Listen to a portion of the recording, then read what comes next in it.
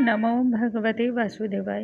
नमस्कार दोस्तों, आज के इस वीडियो में हम बात करने वाले हैं साल 2025 में कामदा एकादशी का व्रत कब किया जाएगा, दिन वार क्या होगा, पूजा का शुभ मुहूर्त जानेंगे, पारण का शुभ मुहूर्त जानेंगे, पारण की विधि जानेंगे और साथ ही जानेंगे एकादशी के व्रत को करने वाले भक्तों को कौन कौन से नियमों का पालन करना चाहिए, किन चीज़ों का सेवन करना चाहिए और कौन कौन सी चीज़ें निषेध बतलाई गई हैं।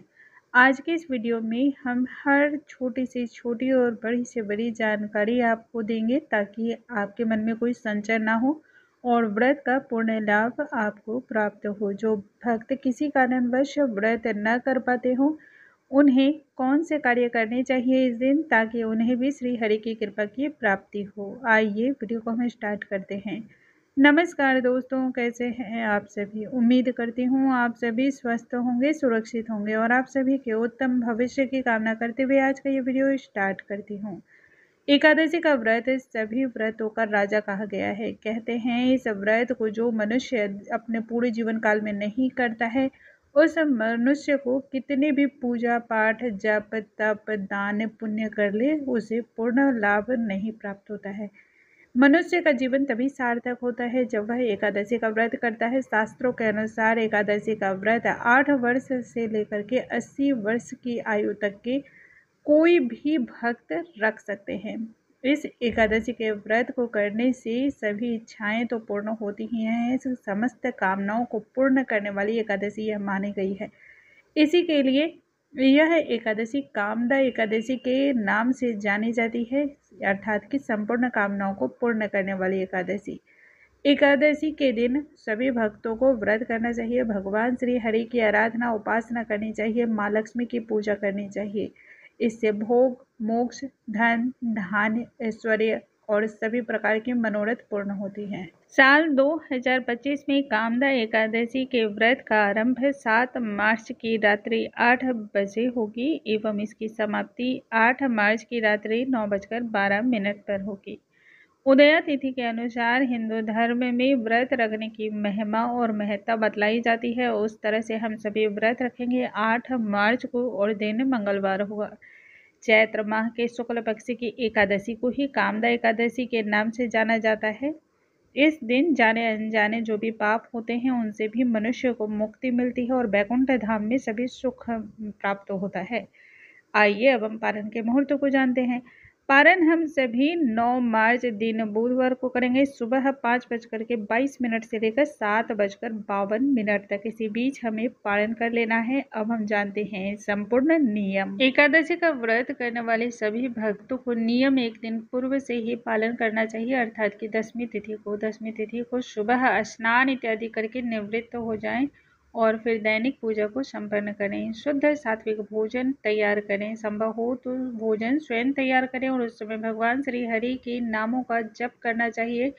भगवान श्री हरि के किसी भी एक मंत्र का भी आप ध्यान कर सकते हैं। भोजन तैयार करने के पश्चात भगवान श्री हरि को प्रणाम करते हुए भोजन को शुद्ध मन से ग्रहण करना चाहिए। दोस्तों, शुद्ध मन से किया गया जो भोजन होता है ना, वह पूर्ण रूपेण से समर्पित होता है। भगवान श्री हरि इस दिन से ही भक्तों की पूजा को स्वीकार कर लेते हैं, इसलिए मन में सात्विकता का भाव तो अवश्य ही रखना चाहिए।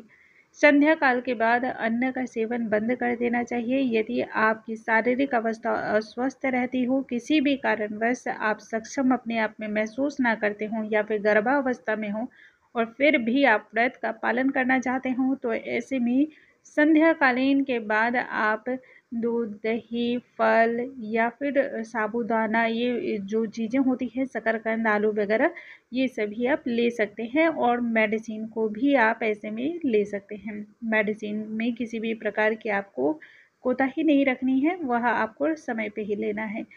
अब दूसरे दिन यानी कि एकादशी के दिन सुबह नित्य क्रिया से निवृत्त होना है। देखिए, एक बात का ध्यान रखिए, एकादशी के दिन ब्रश नहीं किया जाता है, इसलिए रात्रि में ही आप ब्रश करके अच्छी प्रकार से मुख की शुद्धि करके सोएं। एकादशी के दिन सुबह 12 बार कुल्ला करके मुख की शुद्धि की जाती है। इस दिन दातुन वगैरह भी नहीं तोड़ना चाहिए। पहले से दातुन तोड़ा हुआ है तो आप उसके द्वारा भी अपने दांतों को शुद्ध कर सकते हैं।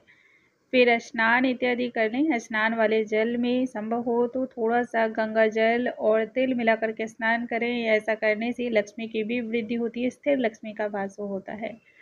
स्नान के पश्चात पीले वस्त्र धारण करें, क्योंकि पीला रंग भगवान श्री हरि को अत्यंत ही प्रिय माना जाता है। इससे तत्पश्चात सूर्य नारायण भगवान को जल अर्पण करें और फिर घर के मुख्य द्वार पर हल्दी से स्वास्तिक का निर्माण करें। घर के प्रत्येक कोने में गंगा जल या तीर्थ स्थल के जल का छिड़काव करें। उस समय भगवान श्री हरि के नामों का जप करते रहें। अब घर के मंदिर में भगवान श्री हरि माँ लक्ष्मी के समक्ष से एक दीपक प्रज्वलित करें। दीपक में थोड़ा सा सफ़ेद तिल डाल दें, और नहीं तो आप तिल के तेल का भी दीपक प्रज्वलित कर सकते हैं। यह बहुत ही शुभ मानी जाती है। यदि यह भी आपके पास ना हो तब शुद्ध गाय के घी का भी दीपक आप प्रज्वलित कर सकते हैं। अब सबसे पहले आपको अपने व्रत का संकल्प करना है। व्रत की पूर्णता के लिए यह अति आवश्यक कार्य है। यह कार्य बिल्कुल ना भूलें, क्योंकि इसके बिना व्रत से मिलने वाले जो पुण्य होते हैं वह आपको प्राप्त नहीं हो पाते हैं। तो पूर्ण लाभ की प्राप्ति के लिए व्रत का संकल्प अवश्य ही लें।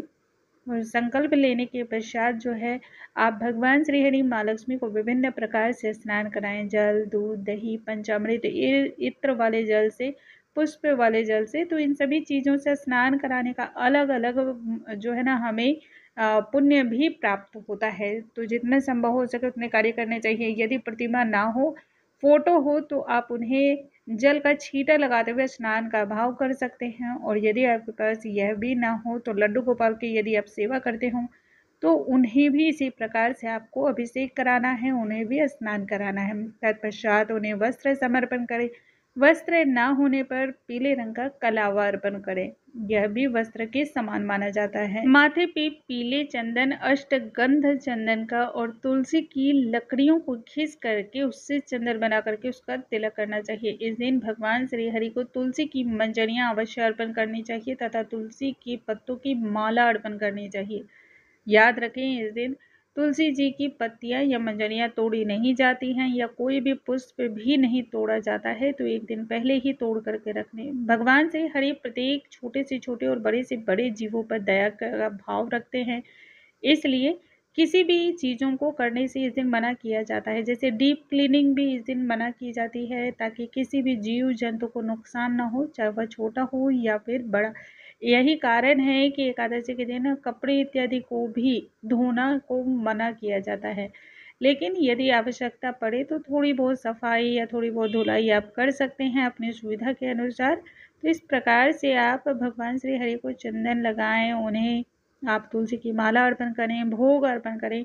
भोग में ऋतु फल या फिर आप आंवले से बनी हुई कोई भी चीज़ों का भोग रख सकते हैं।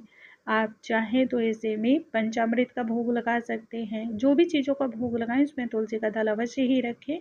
यदि बाई चांस किसी भी कारणवश तुलसी का दल तोड़ना भूल गए हों तो जो गिरी हुई पत्तियां होती हैं उन्हें धो करके पूजा में इस्तेमाल कर सकते हैं।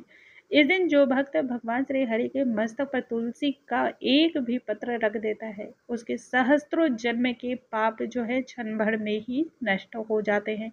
तो बहुत ही शुभ यह माना जाता है।